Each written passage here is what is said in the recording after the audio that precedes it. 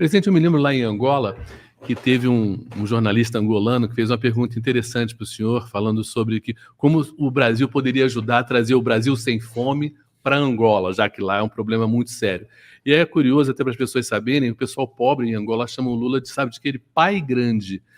Ele é uma figura que eles sentem o presidente Lula como alguém que defende realmente os mais pobres também na África.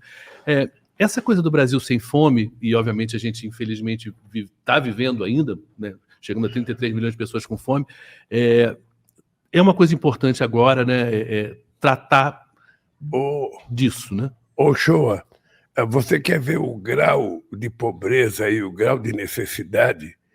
É quando você chega num lugar e a pessoa fala para você: presidente, eu gostaria de ser pobre.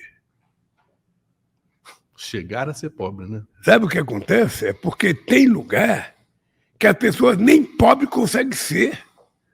Porque as pessoas não têm emprego, as pessoas não ganham nada, as pessoas não têm onde morar, as pessoas vivem na rua, as pessoas vivem... Sabe? Então, é importante a gente saber. A gente aprende desde criança, né? Sempre que a gente olhar para trás, a gente vai ver gente pior do que a gente. E quando a gente olha para frente, a gente vê gente melhor do que a gente. Então, eu acho que a gente tem que olhar para trás para estender a mão para aquele que está pior do que a gente, trazer ele para próximo da gente, para a gente alcançar aquele que está na frente. A gente não quer voltar para trás. A gente não quer criar uma sociedade de pobres. Ninguém faz opção pela pobreza. Ninguém nasce e fala: eu quero ser pobre. Não.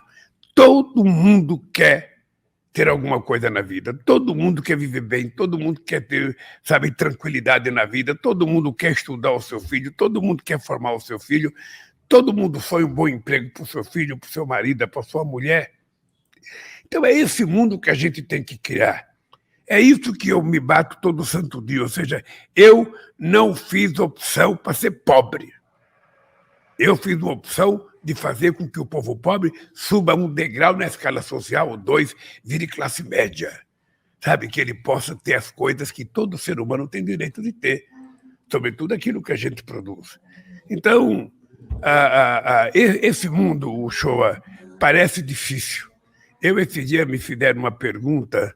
Eu estava dando uma entrevista, acho que em Angola ou na África do Sul, e um jornalista me fez uma pergunta se não era utopia minha achar que o FMI poderia abrir mão da sua dívida com o continente africano para fazer investimento. Uhum. Beijo, Beth. Sim. Angolana nos Mas eu acho que todo ser humano precisa ter uma utopia. Sabe? Você tem que construir algumas causas para você lutar. O que é duro é você ficar quieto. Você tem uma dívida, você não pode pagar, você levanta todo dia, olha para o céu, reconhece a dívida e o povo continua pobre, sabe? Não é normal. Então, é preciso que a gente dê uma virada no mundo, uma discussão com o mundo.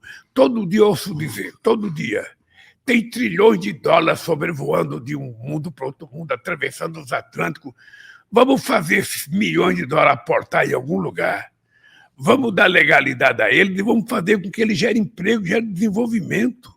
Desde a última reunião do G20 que eu participei, que eu falei, vamos pegar o excesso de riqueza que tem alguns países, fazer investimento nos países mais pobres, porque esses países mais pobres virarão consumidores dos produtos que os países mais ricos produzem. É tão normal, é tão natural compreender isso, mas não fazem.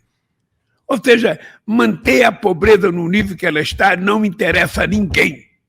Manter a desigualdade do jeito que está interessa a quem?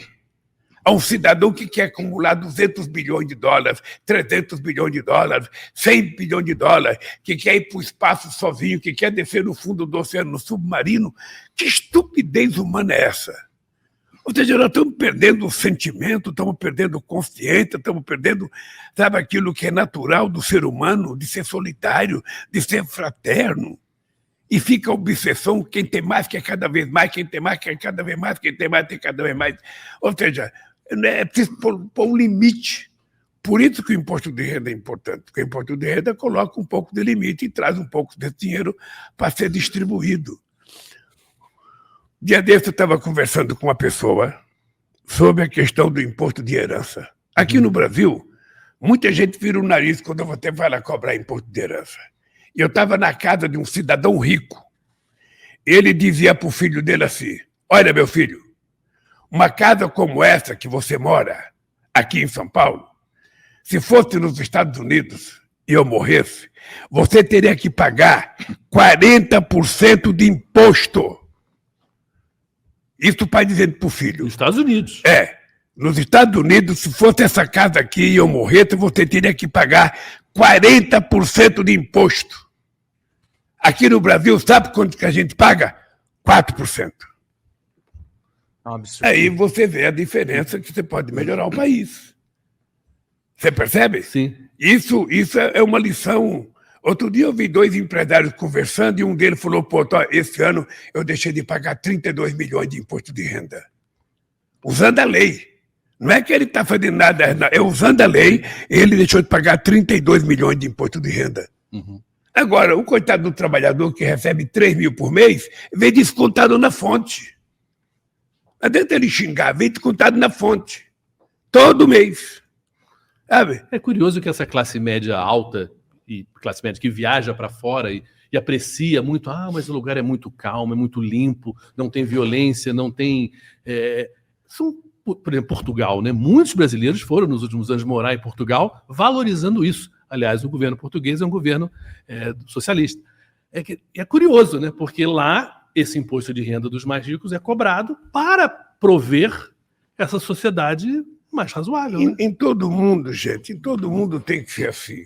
Em todo mundo é o seguinte: você sempre cobra um pouco mais de quem ganha mais para você fazer justiça para aqueles que ganham menos. É sempre assim. Aqui no Brasil, eles conseguiram construir a narrativa do que ser pobre, estar passando fome é normal. E ainda tem gente que fala que é coisa de Deus. Você percebe? O que não dá é para a gente se conformar com essas coisas que criaram para convencer a pessoa. Você está com fome, é coisa de Deus. Pô, Jesus você está desempregado, é coisa de Deus. Sabe? Não é coisa de Deus, coisa nenhuma. É coisa de um sistema que não funciona corretamente. É coisa da falta de justiça. É coisa dos homens. Não é coisa de Deus. Sabe? Deus, quando fez o mundo, fez para todo mundo viver bem, maravilhosamente bem, todo mundo está no paraíso. Foi para isso que ele fez. Esse negócio da gente morrer para ir no paraíso, também ninguém quer, não. A gente quer ver no paraíso é aqui. A gente quer comer, quer morar, quer se divertir, quer brincar, quer ir na praia, quer ir no teatro. A gente quer fazer tudo de bom aqui. Quando a gente morrer, a gente vai conhecer o outro mundo, se existe, e a gente, então, vai decidir como viver lá. Por isso que eu quero fazer essa campanha na perspectiva de dignar a sociedade.